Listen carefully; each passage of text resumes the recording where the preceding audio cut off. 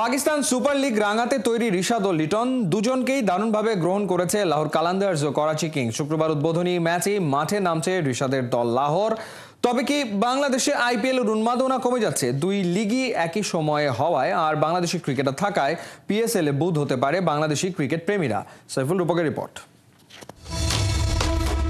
কলকাতার আলোচিত সমালোচিত গণমাধ্যম কর্মী ময়ূখ রঞ্জনের মতো করেই বলতে হয়, থাকবে না আইপিএলের এই উন্মাদনা, জনপ্রিয়তা বাংলাদেশে আর থাকবে না। তবে কি মাথায় হাত উঠবে জয়শা, শাহরুখ, আম্বানিদের? টাইগার প্রেমীরা মুখ ফিরিয়ে নিচ্ছে আইপিএল থেকে, কারণ শুক্রবার থেকেই সবার নজর চলে যাবে পাকিস্তান সুপার লিগে।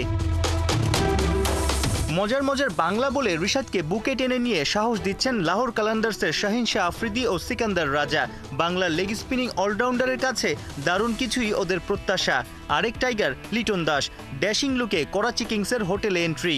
রিশাদ আর এলকেডি ম্যাচে নামলে নিশ্চিত করেই তরতর করে বাড়বে পিএসএল এর ভিউজ।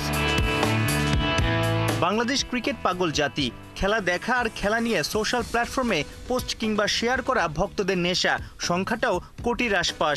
রিশাদ আর লিটনকে ব্যবহার করে নিশ্চয়ই নানা রকমের অ্যাক্টিভিটিস করবে লাহোর ও করাচির মিডিয়া টিম, ঠিক যেভাবে গেলবার মুস্তাফিজকে সোশ্যাল প্ল্যাটফর্মে ব্যবহার করেছিল চেন্নাই সুপার কিংস। টাইগারদের নিয়ে যে কোনো পোস্টে লাইক, কমেন্ট, শেয়ার হয় অনেক অনেক বেশি। সেক্ষেত্রে বলাই যায় অনলাইন প্ল্যাটফর্মে কিংবা টেলিভিশন ভিউয়ারশিপে বাংলাদেশি ভক্তদের থেকে দুহাত ভরে ভালোবাসা পাবে পাকিস্তান সুপার লিগ। একটা বড় ধাক্কাই খেতে যাচ্ছে আইপিএল এর ফ্র্যাঞ্চাইজিগুলো।